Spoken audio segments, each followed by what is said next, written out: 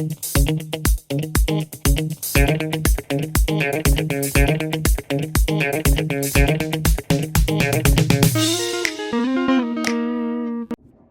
there, it's me again.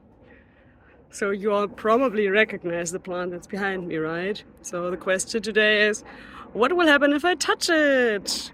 Although that one is too easy, right? So let's look at another question that might be a little bit more interesting.